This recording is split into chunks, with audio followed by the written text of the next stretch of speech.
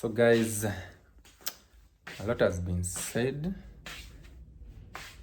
since I shared that tweet, and I think it will be fair for all of us if now I try and explain what happened, because first actually I never wanted to put things out there like what happened, because I felt it was a personal experience, a personal thing.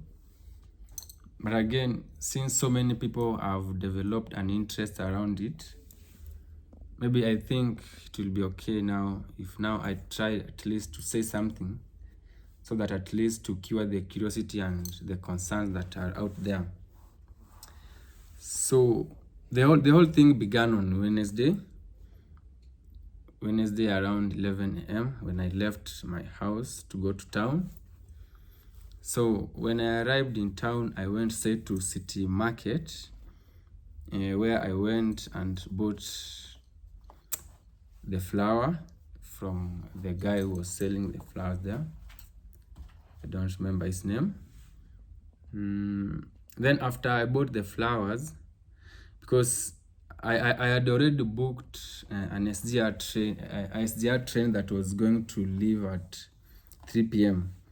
So I had planned my time that by at least 2, I'm already at SGR Nairobi terminus along Mombasa Road.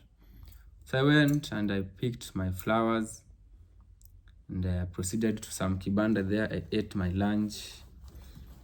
Then I took a cab now to SGR Nairobi terminus along Mombasa Road. Sorry. So I went there, finalized everything. We entered the train. Then we started our 5 hours journey, because from Nairobi to Mombasa, the SGR takes I think around 5 hours, because when you leave around 3, you're expected to be there by around 8 p.m.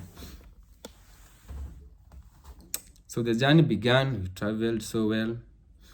But again, along the journey, I was really thinking like how things will be, because remember, I had not texted her, I had not told her that I was going, because by that time we were really having issues. So I thought maybe if I can use now that opportunity, since the following day was our birthday, if maybe I can at least spare some time. So I had to leave my things, leave the jobs that I usually do. So I thought maybe by doing that, it would at least sanitize our relationship, because we had issues with communication, and it was just hard. So I thought maybe if I can go and surprise her on her birthday, then maybe things can go back to normal. So we traveled well up to Mombasa. We arrived there around 8:10. So when we arrived, I had already planned with my friend that I was going to spend at his place, because it was a little bit late. So there's no way I was going to move now from Mombasa town to Kwale town. So I told him that when I come, I'll spend at your place. Then the following day, when you are going to report to your working place, me, I'll take my mode of transport to Kwale town. So yeah, we arrived there, we did our things, we slept. Then now the following day, my friend woke up. Of course he went to report to his working place. He left me behind, because for me, I was supposed to leave his house around 9 a.m.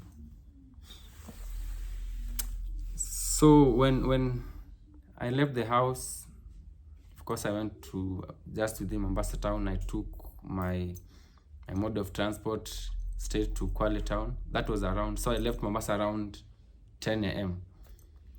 So from Mombasa town to Kwale is around 1 hour 30 minutes, or 1 hour, almost 2 hours. So we arrived there, and I ate my lunch. So I was trying to balance things, so that by the time I arrive in Kwale town, up to the time that I'll be walking to where, because she works around within Kwale town. So I knew that I was trying to time myself so that I will be able to tap her when she's leaving her working place to go home. So around I think 3 p.m.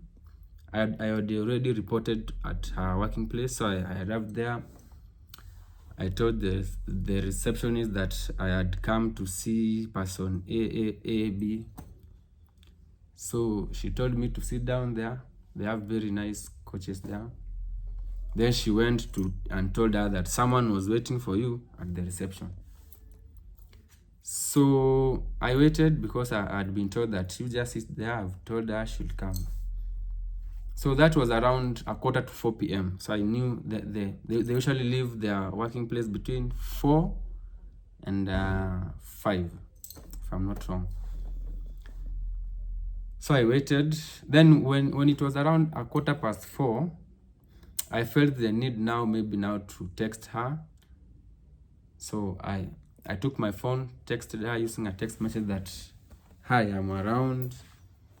I just arrived. So when you are leaving at your place, just know that I'm around waiting for you so that we can go home together. Of course, at our place."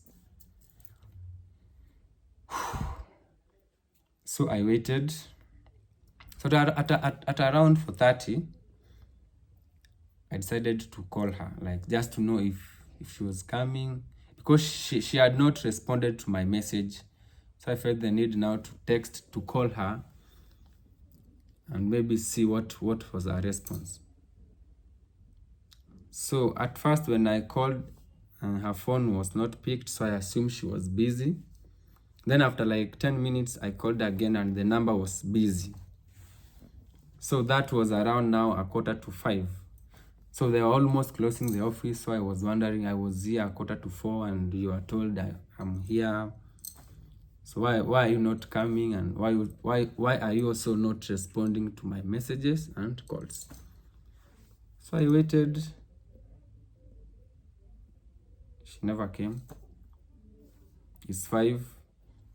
The receptionist now starts to tell me that they want to close. So of course now I'm supposed to be leaving. So at around 5:05, they had already closed the office. We had already left. But when everyone was leaving, I just walked out of the building, and I tried also to call her again. Her line was still busy. She was not replying to my messages. I tried to text her via WhatsApp. She was offline.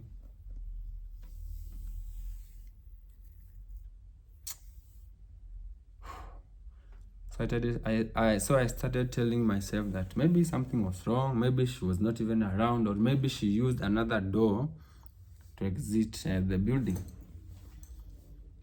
So I tried to call her, text her up to around 5:30. Then I felt that maybe she doesn't want to see me because I never told her I came. Or maybe she had other plans, maybe with someone else. Or maybe she was going to another place.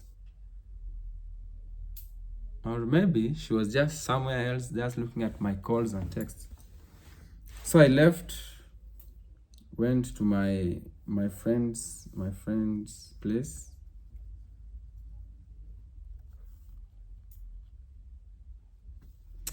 Stayed there. So all along I was also trying to call her, to reach her, but she was not responding.